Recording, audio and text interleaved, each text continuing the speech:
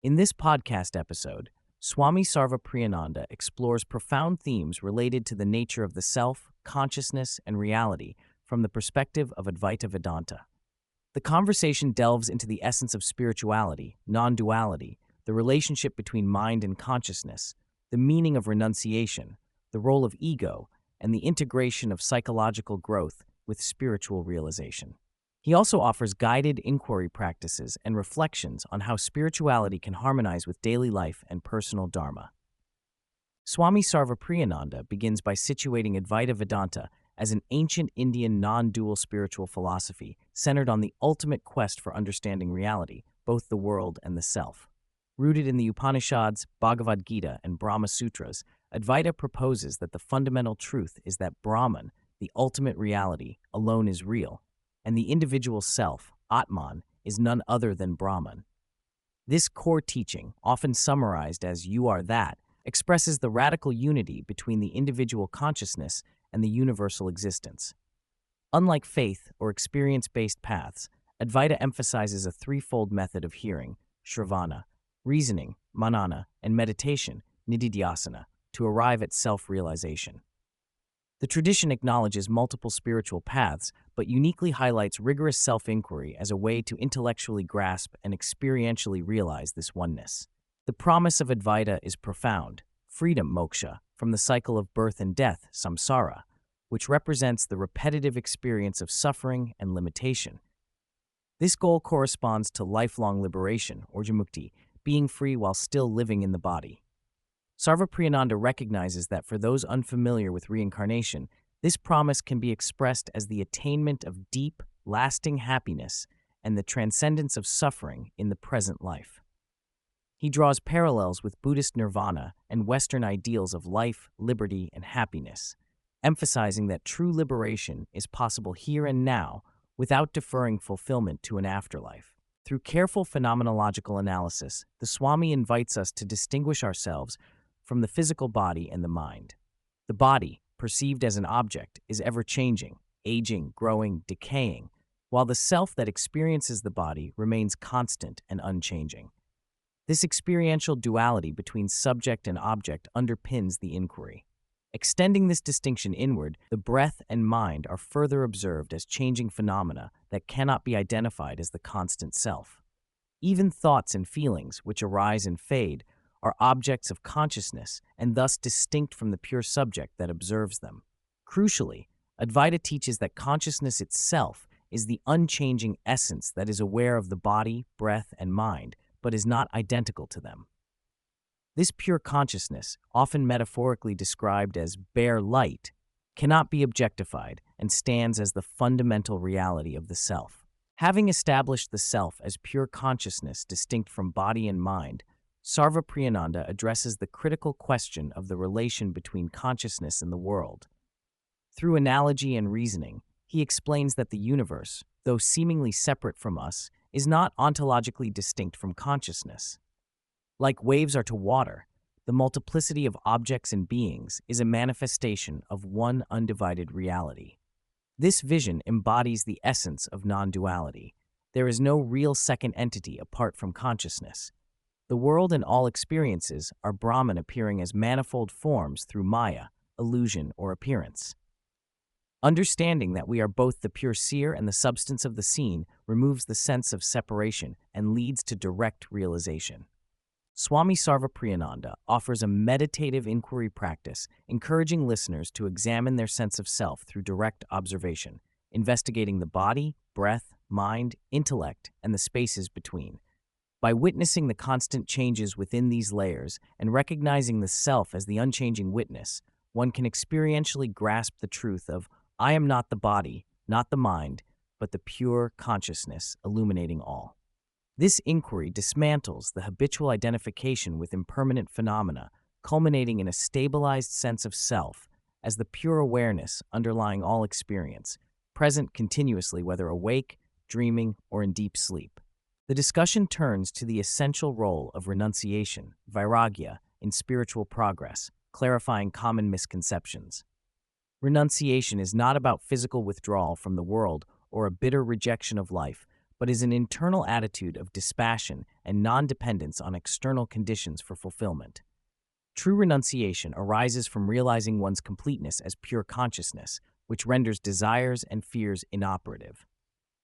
Swami Vivekananda's teachings underscore this as the turning point for all yogas. The ideal is to live in the world, whether monastic or householder, without attachment, seeing divinity in all beings and things, thereby embracing life with renunciation of selfish craving. The analogy of loving possessions without being possessed by them beautifully captures this balanced engagement. Addressing common questions about ego from a monastic perspective, Sarvapriyananda explains that although living a monastic life provides structural support to reduce ego-centeredness through disciplined service, devotion, meditation, and philosophical inquiry, the ego itself, a sense of self, is not easily discarded. The process is one of gradual thinning out. The ego's unripe form is identification with body, relationships, and possessions. Spirituality aims to sever these delusions. However, a ripe or mature ego remains as the witness or pure consciousness observing all phenomena. Practices that calm the restless mind weaken the ego's grip, and devotion inspires humility and surrender, all contributing to ego transcendence. When discussing love, Swami Sarvapriyananda points to the Advaita perspective that all love is ultimately self-love, as we love others for the joy and fulfillment we find within ourselves. Since the true self is the one universal consciousness shared by all, loving another is to love the self inherently present in them. This realization transforms love from a limited, transactional, and conditional exchange into unconditional love that flows spontaneously from recognizing the unity of all beings. Gradually, this deep, non-dual love fosters healthier and more fulfilling relationships, free from dependency and possessiveness. The Swami discusses how spirituality seamlessly integrates with one's Dharma or intrinsic calling, what it means to live in alignment with one's highest ideals and nature. He encourages followers to seek their own highest, noble ideals rather than external approval or superficial notions of success. The spiritual path requires ongoing inquiry, meditation, devotion, and selfless service, the four yogas, to stabilize wisdom and embody realization in daily life. Spiritual progress is neither instantaneous nor easy. It needs steady practice and character development to translate awakening into living reality. Addressing the problem of suffering, the podcast clarifies that suffering arises from ignorance of our true nature. Enlightenment does not negate the physical realities of pain, aging, or death, but transforms the relationship to them by removing the second arrow, the mental and emotional reaction to suffering, so that it no longer causes existential distress. The world's apparent dualities and tragedies lose their grip once one is established in self-knowledge. The metaphor of the movie screen illustrates how the ultimate reality underlies all appearances. Knowledge allows us to appreciate the phenomenal world without being bound by suffering. Swami Sarvapriyananda briefly touches on the traditional Indian view of reincarnation and karma as logically coherent frameworks explaining the continuity of personal tendencies and consequences beyond a single lifetime. The physical body dies, but the subtle body, comprising the mind, vital energy, and intellectual faculties, carries samskaras, latent impressions and habits, and continues into new births. This subtle continuity preserves individuality in a broad sense, allowing karmic effects to manifest, even as the physical form changes. Responding to the intersection of Eastern spirituality and Western psychology, the Swami acknowledges the importance of character building and psychological growth as necessary supports for spiritual awakening. While spirituality remains the core, integrating modern psychological insights, such as those from positive psychology and psychotherapy, can aid in polishing the mirror of the mind, making self-realization more sustainable. He emphasizes that spiritual maturity does not dismiss emotional or psychological work, but includes it, preventing dissociation or unhealthy denial and equipping seekers to embody enlightenment holistically. Reflecting on his personal journey as a monk since 1994, Sarvapriyananda humbly observes that spiritual progress is gradual and ongoing. Formal monastic life offers a supportive structure that removes distractions and fosters disciplined practice, which steadily ripens the spiritual qualities in the individual. He explains that even after decades of practice, the ego and conditioned tendencies persist but are increasingly thinned through service, devotion, meditation, and inquiry.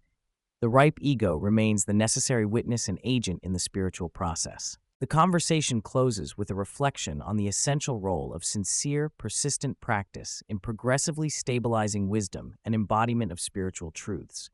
The Swami highlights the roles of faith, devotional surrender, altruistic service, meditation, and continuous self-inquiry in nurturing a steady realization that informs all aspects of life, ultimately leading to peace and fulfillment.